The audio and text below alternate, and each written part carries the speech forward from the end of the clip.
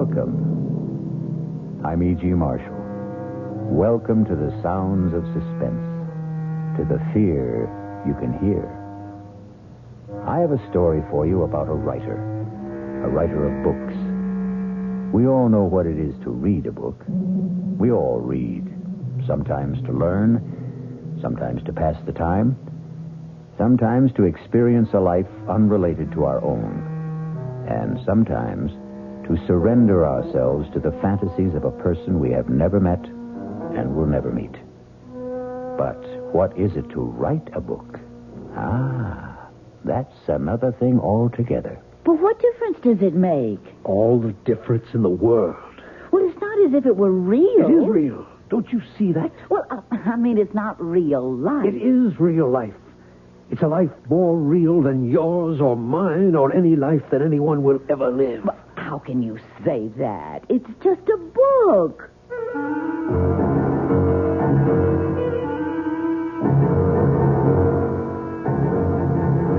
Our mystery drama, 3 Women, was written especially for the Mystery Theater by Elspeth Eric and stars Ruth Ford.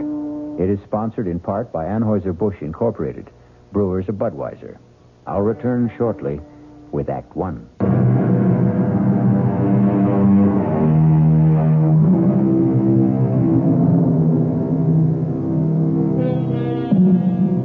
What is a book? 200, 300, 400 pages of words lying side by side in rows. That's all. Words we all know. Many of them we use.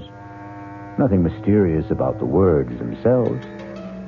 But they are not thrown helter-skelter on the pages, are they? No, they lie there in a certain order, each one following on the one before. And who prescribed that order? Who put this word here and that word there? A writer. And this is the story of a writer named Stephen Lake and the book he wrote.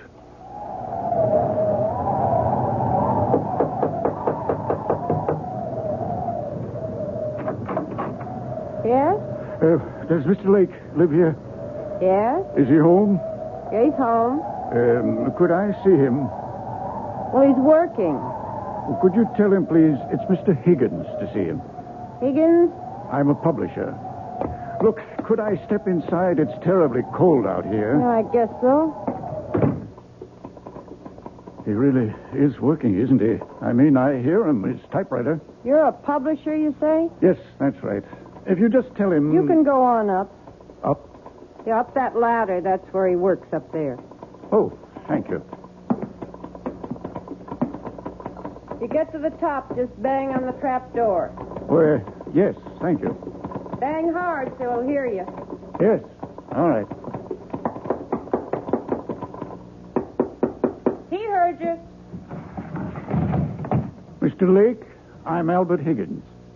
Albert Higgins. Not from... Yes, from Higgins and Hart. All right to come up the rest of the way? All right. Well, I should say. Can you make it? Can I help you? I think I can. Yes. Here we are. I can't believe it. Mr. Albert Higgins. Very same. This where you work? Yes, it's the only place I can get away. I live with my wife and my mother-in-law. That was my mother-in-law who let you in. Well, it's nice and secluded up here anyway. May I take your coat, Mr. Higgins? Oh, thank you. No, actually, I think I'll keep it on. You're cold. Well, it's awfully cold outside. Well, I think it's even colder in here. I get where I don't notice it. You have a stove, I see. Yes, but sometimes I forget to put wood in. Just a second, I'll get it going again.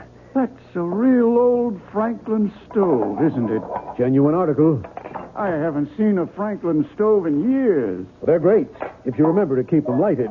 Please sit down, Mr. Higgins. All right. Well, now, I'd better explain what I'm doing here. I'd sure like to know. My secretary handed me your manuscript just as I was leaving the office for the weekend. We have a little ski lodge up here, my wife and I, right up the road from you, as a matter of fact. Yes, I think maybe I've seen it. Right off Route 7, about a mile north. Yes, that's it. Well, I was coming up by myself, and on the train I read your book. When I got to the lodge, I read it again. I like it a lot. Except for one thing. What's that? You've made one grievous error, Mr. Lake. Or may I call you Stephen? Call me anything. What's the mistake? You've killed off the most attractive character in the book. You mean Clarissa? You can't do that, my boy. Why, 9/10 of the book's appeal is the charm of that girl. She's another Scarlett O'Hara. You can't spend 200 pages making us fall in love with this marvelous creature and then, poof, just like that, have her die on us, go out of our lives. Well, you just can't do that. But I have to. Well, you don't have to at all, Stephen. You've written a marvelous book. I want to publish it. All I want from you is 10 new pages, the last 10. Write me 10 new pages at the end and let Clarissa live. I can't. Now, Stephen, that isn't asking much. It's everything. I can't do it. She has to die. She has to. Why does she have to die? Because if she doesn't die, I don't know what'll happen to me.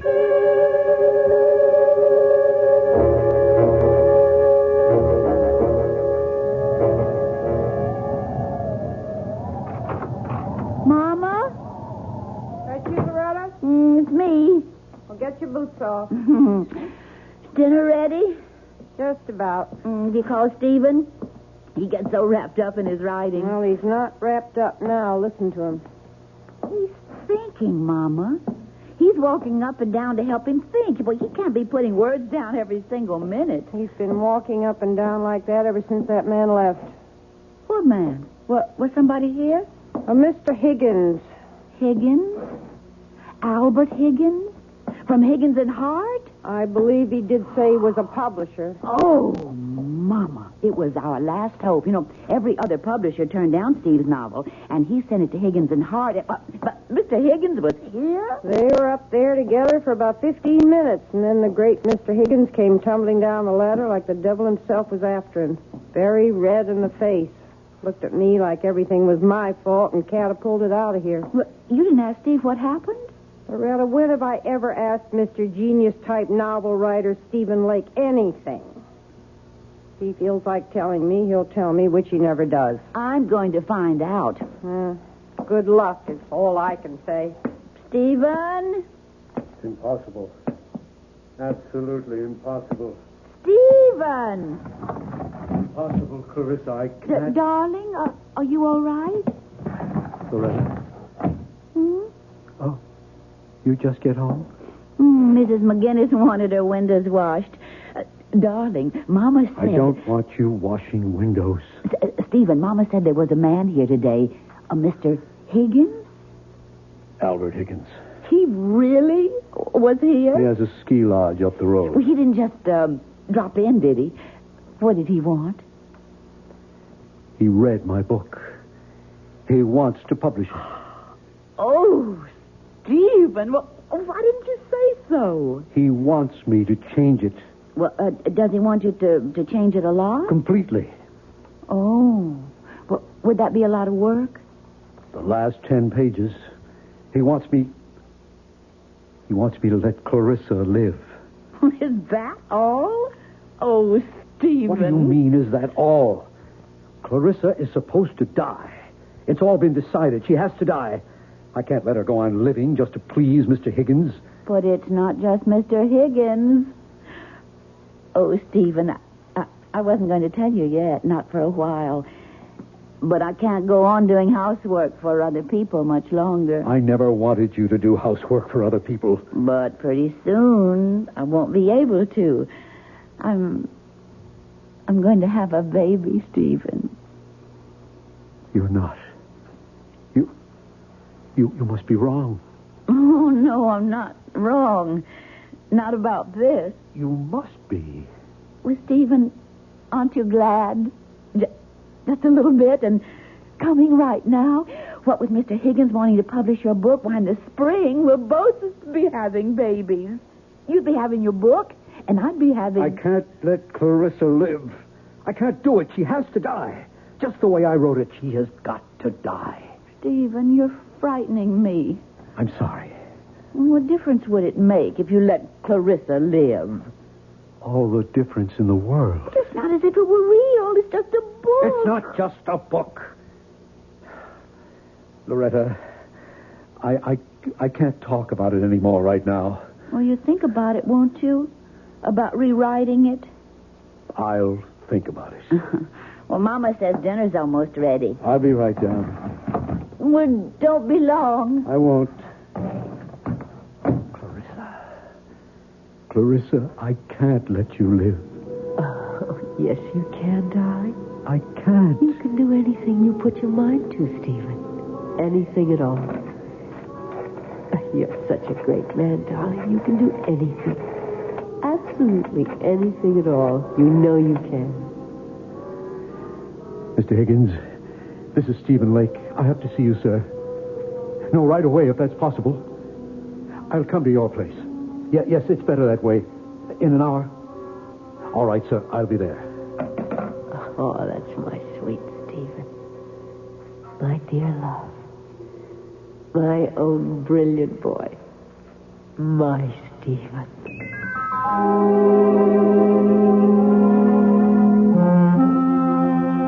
I'm glad you called me, Stephen. I must say I was a trifle perturbed at your outburst this afternoon. It seemed such a little thing I was asking, to kill off a character like Clarissa in the last 10 pages when you've spent the entire book constructing her magnetic personality. It's not right. I have to do it, sir. But it's cheating, leading your readers up the garden path. I'll tell you something which perhaps I shouldn't, but anyway, I discussed with my wife the possibility of a sequel to this book, using the same central character.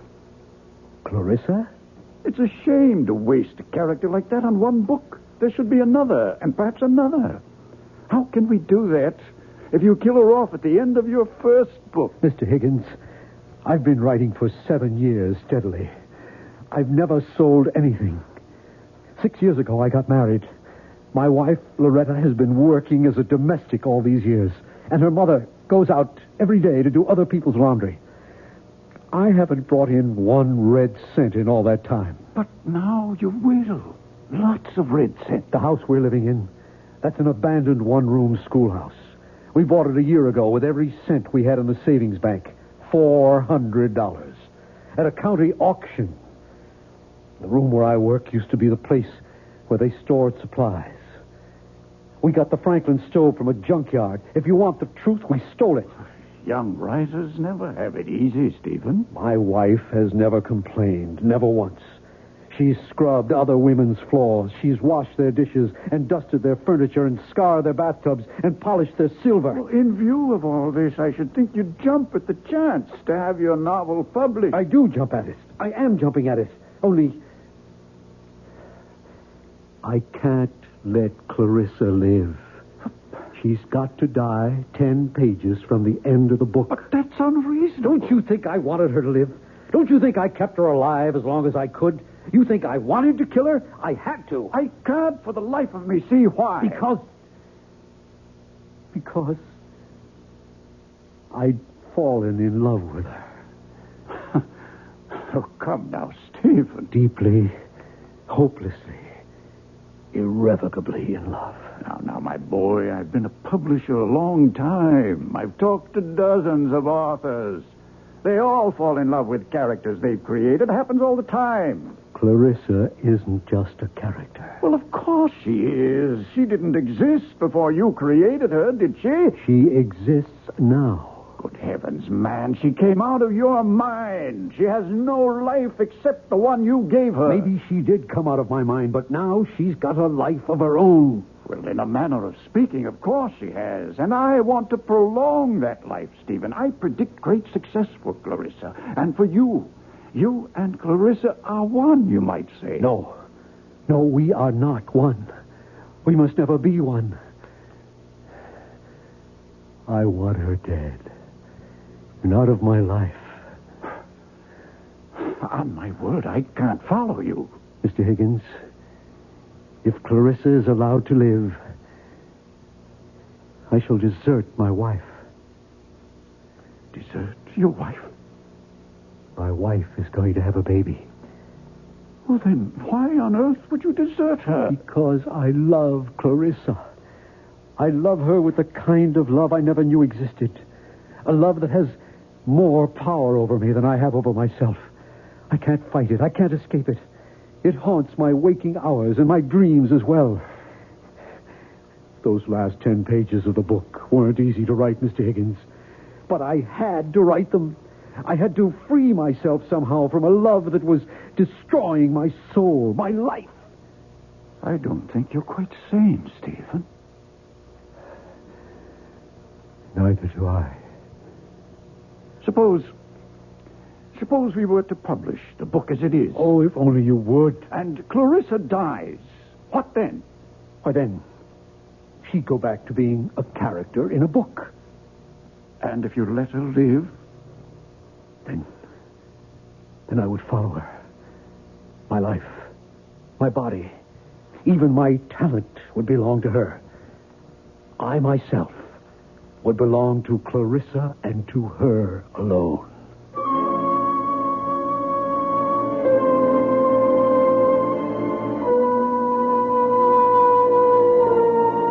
Everybody talks about love, but nobody does anything about it. Now, here for the first time, we have a man who wants to do something. He wants to kill the lady. It may not be the perfect solution, not one to be universally recommended. Still, it's something. We'll be back shortly with Act Two. It was an American writer who said it, and not so long ago.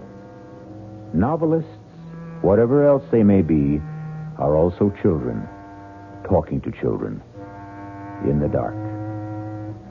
Listen with me now to the second act of Three Women.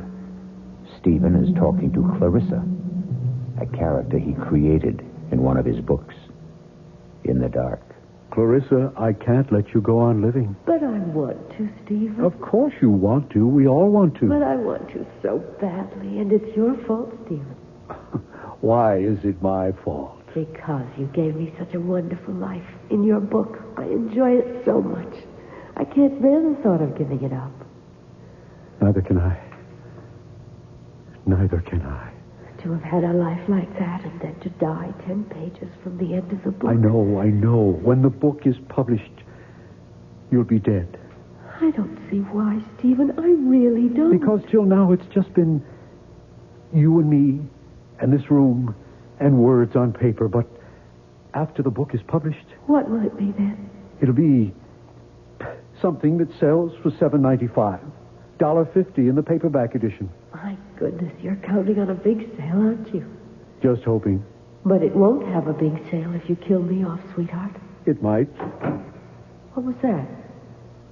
Who came in? Probably my mother-in-law. She gets home early to get dinner ready. Will she come up here? I don't think so. She hardly ever does. Oh, then let's talk some more about how much you love me.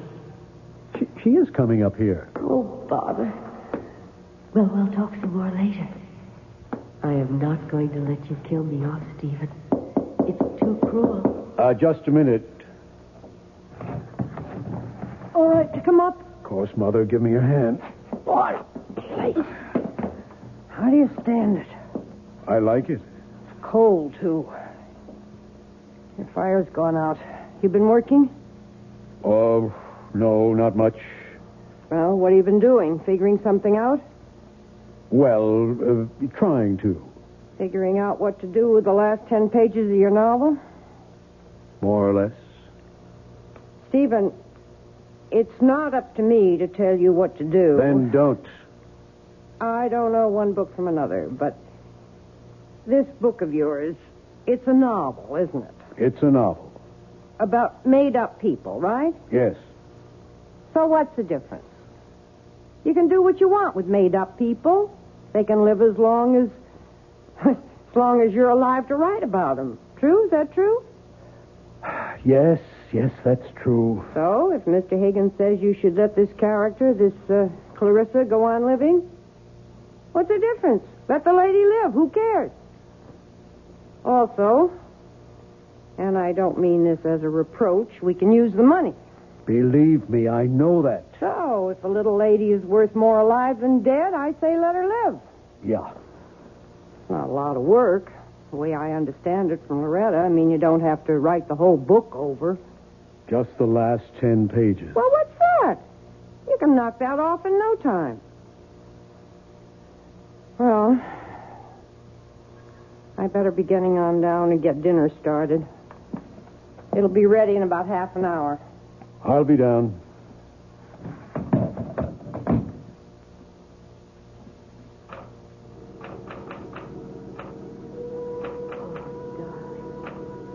Darling, yes. Yes, sweetheart.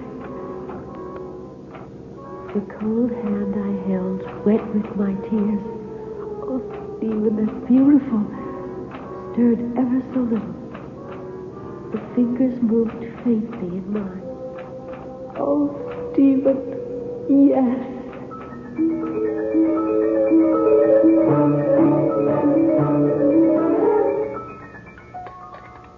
That was a very good dinner, Mother. How would you know? You hardly tasted it. Well, what I did taste was awfully good. Nobody's going to eat any more. I'll clear. Well, let me help, dear. Oh, don't be silly, Mama, and I'll finish up. You go back to work if you want to. Well, all right. I guess I will. Poor Stephen. He looks awful. He hardly eats anything anymore.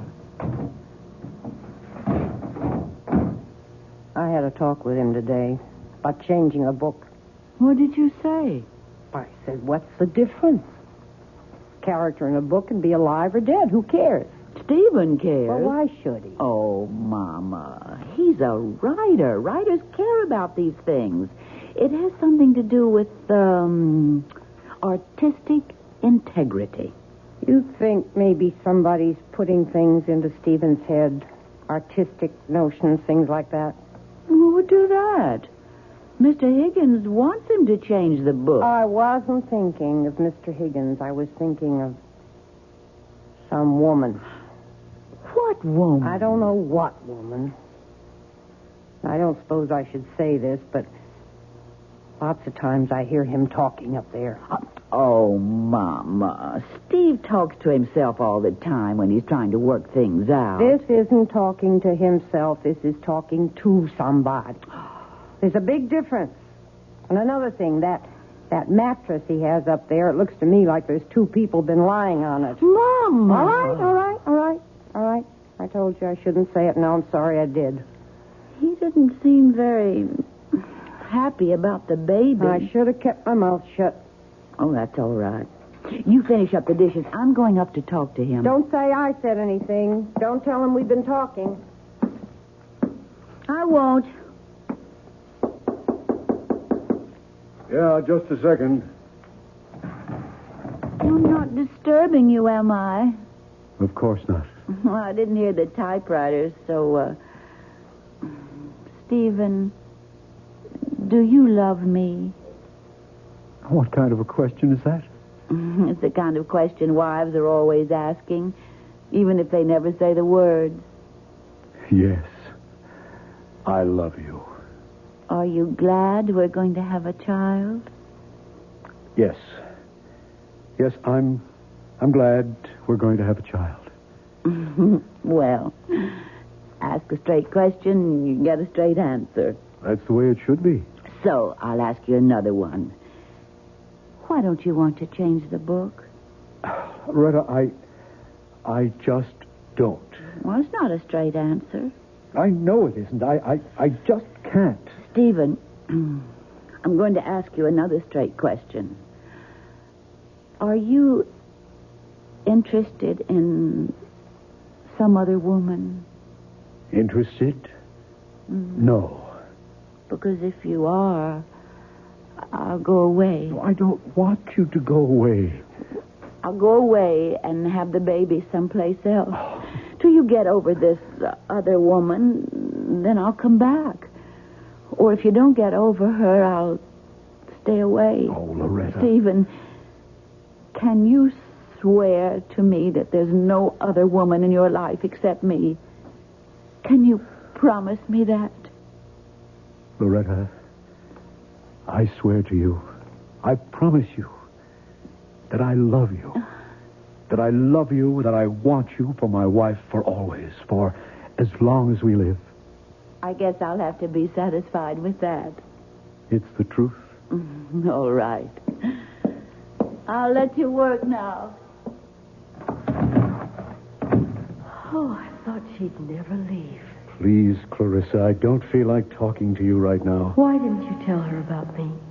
How could I tell her about you? She wouldn't believe me. Nobody would. Darling, you know what I was thinking while Loretta was going on and on about herself and you and the baby she's going to have? I was thinking, why don't I have a baby? Oh, not in this book, of course, but later on in some other book. I'll have this perfectly gorgeous child who'll have my sweet disposition and your marvelous grace. How about that?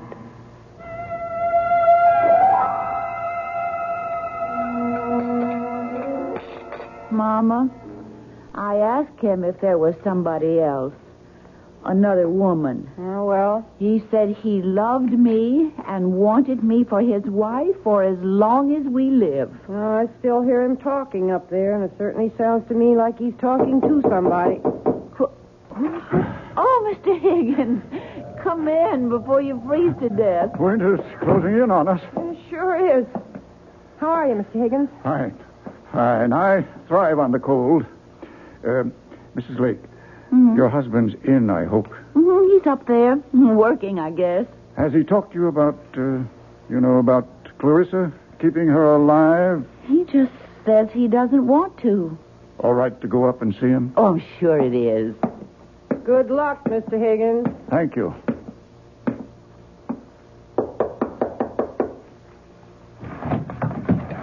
Oh, Mr. Higgins. Okay to talk to you for a few minutes, Stephen? I guess so, sure. I thought I'd like to see how you're getting along. I'm not. You haven't done any work? None at all? Oh, a few pages. They're over there next to the typewriter. Okay to have a look? If you want to. Mr. Higgins, if you're here to talk to me about letting Clarissa live... I most certainly am. I'm not sure I can take it anymore. My mother-in-law is talking to me about it. My wife talks to me about it. Stephen, this is very good so far. And the hardest thing of all is Clarissa talks to me about it. Do you know what she wants now? She wants a baby. My baby. We could probably work in a baby later on. Mr. Higgins, if Clarissa has a baby, am I going to love it more than Loretta's baby? Stephen, these pages are very good. Now write the last couple of pages. I've got to kill her off, Mr. Higgins, and never write about her anymore. Never. Oh, now, Stephen, stop it. Calm down and try to be reasonable. I can't be reasonable. I love my wife, Mr. Higgins. I want to live with my wife and our child.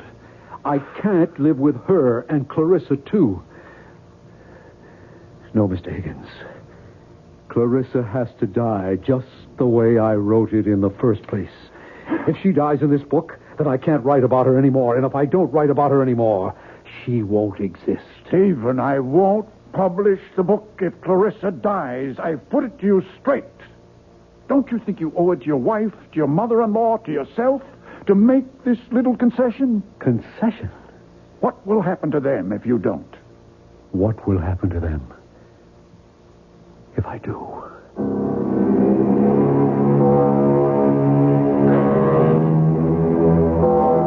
Money is the root of all evil, and killing is certainly evil. Yet, here we have a man who wants to kill and is letting himself be talked out of killing for money. It leaves us with the perplexing question, what is evil? Maybe we'll find out when we return shortly for Act 3.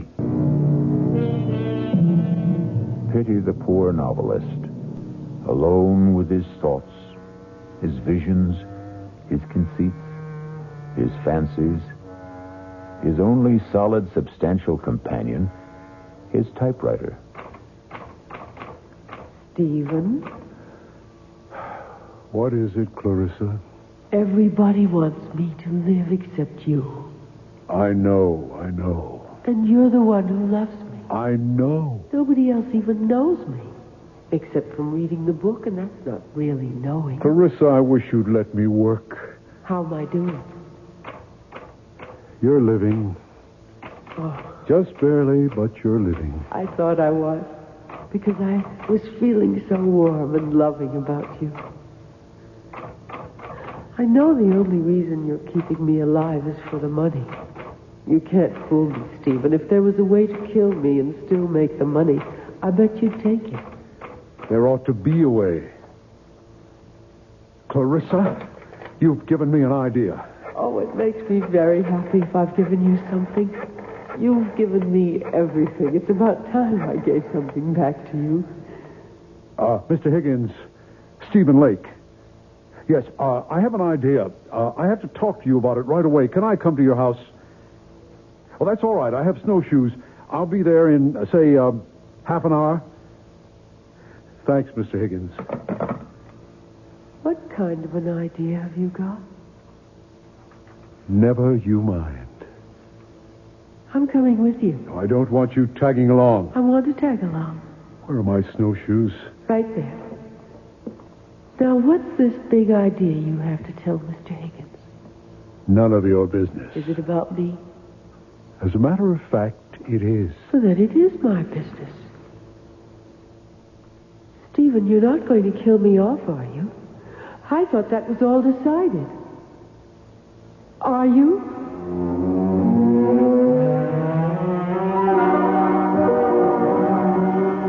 Now, my idea is this, Mr. Higgins.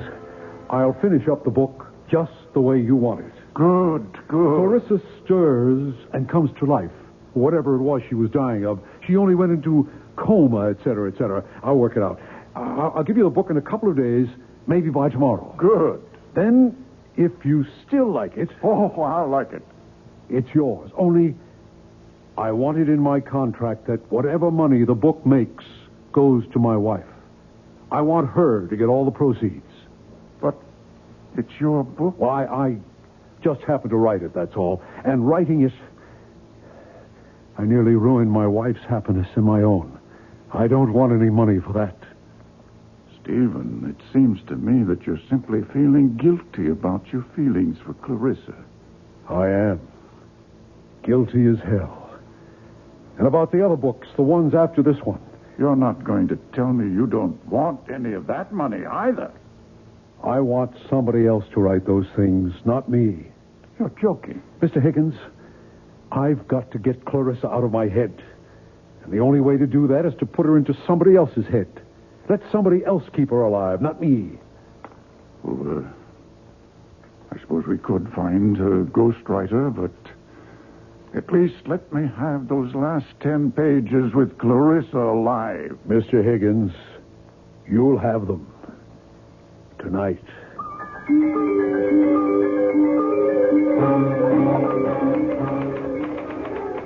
My, you are busy, aren't you? Very.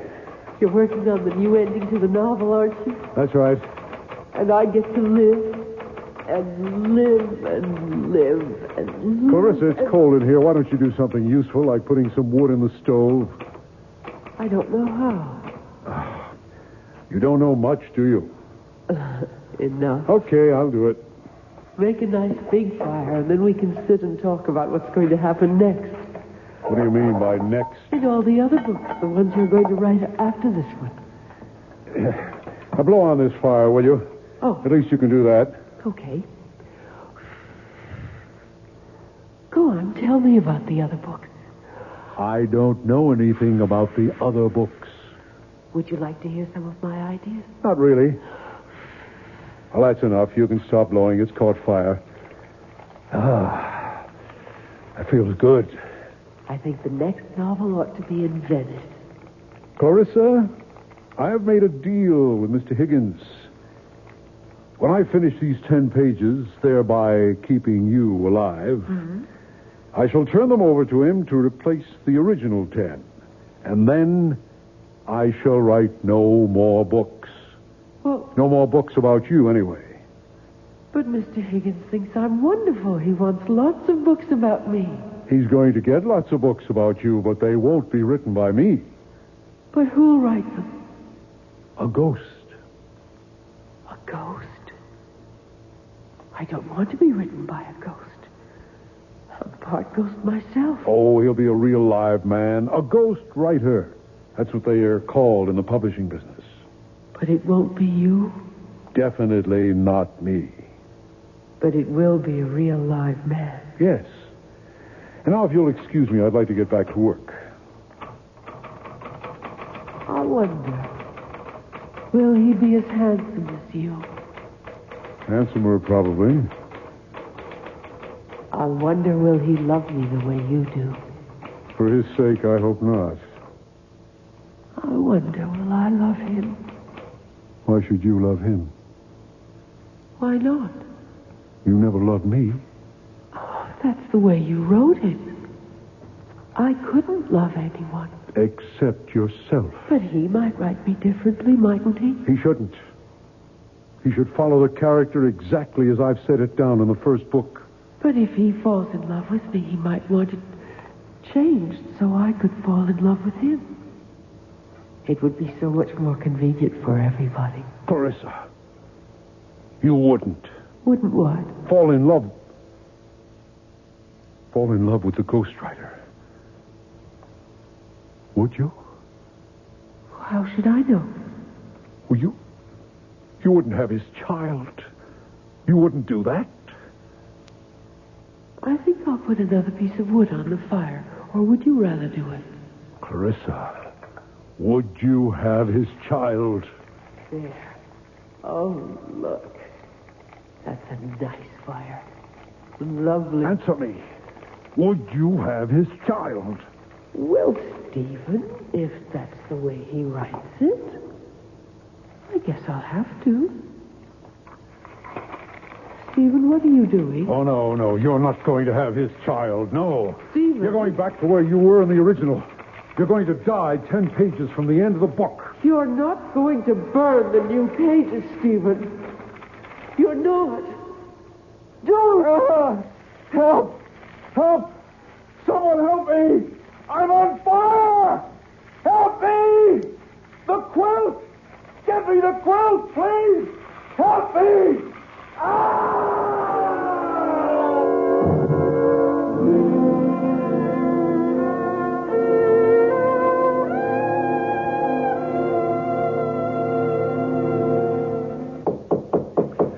I'll get it, Mama.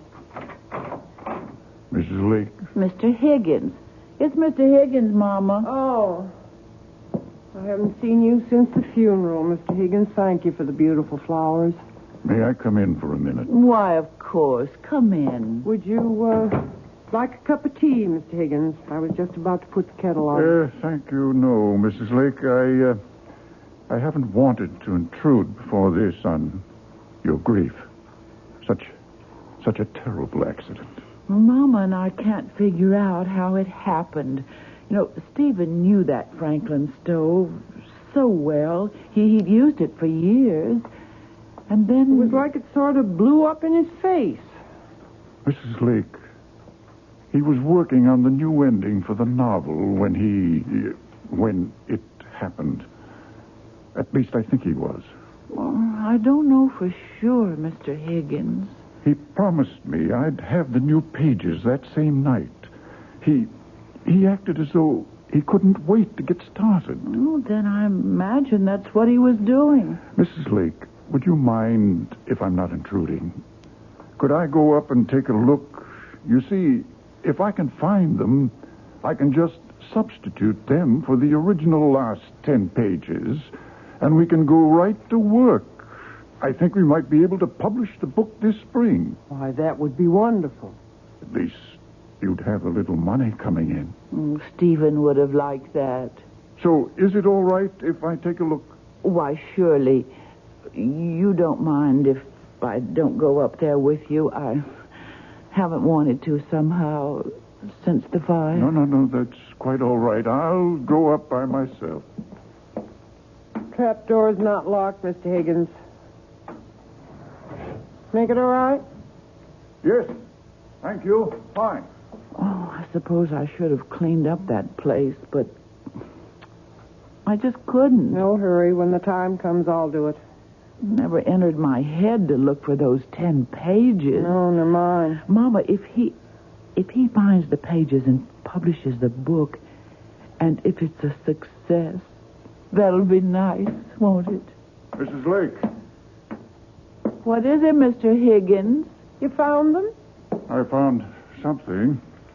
I found these 10 pages, Oh, thank the good Lord. all neatly stacked beside his typewriter. Oh, I'm so glad, Mr. Higgins. Glad. Have you read them? Well, no. Well, listen. Lovely, gorgeous Clarissa lifted her beautiful head. She wasn't dead after all. Well? But that's not the way Stephen writes. I could hardly believe my eyes. That creamy complexion was beginning to pinken. Pinken? There's no such word as pinkin'. My adorable sweetheart had only fainted and wasn't dead at all. My goodness, but I was happy. Now I ask you... Stephen didn't write that way at all. Nothing like that. And who did? Who did write this awful trash? Mr. Higgins, you don't think that... Well, somebody wrote it. It's typed on his typewriter. You don't suppose it is possible that Stephen went mad and wrote this awful stuff while he was unbalanced? Mr. Higgins, if Stephen was a certified lunatic, he couldn't write 10 pages like those there. Do you want them to keep for any reason? Oh, I don't think so. Well, I'll take them home with me and burn them. Mr. Higgins, does this mean that there won't be any book at all? Why, I hadn't thought... I would so like to have a book of Stephen's published. Tell you what we'll do, Mrs. Lake. We'll go ahead and publish the original version, the one where Clarissa dies. Oh. You say something? No. Sounded like a ghost, kind of. It really does sound like a ghost. Must be the wind. Huh. Well, I'll be getting along. And don't you worry, you two. There'll be a little money coming in. It's still a good novel, even with Clarissa dying. Too bad, though. I'd hoped Clarissa would have a long and happy life, but such is fate.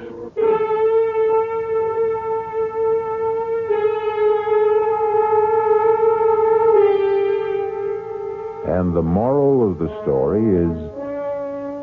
What is the moral of the story? How's this? Lie if you like, but never believe your own lies. Or, the man who fools himself is a fool indeed. Well, something like that. You figure it out. I'll be back shortly. The gift of youth is ours for just a little while. Fame is capricious, and money slips through our fingers. Health is a godsend, subject to recall. Even the benison of love can elude us, or it can wither in our hearts. But the blessings of imagination, they belong to us forever and ever. Our cast included Ruth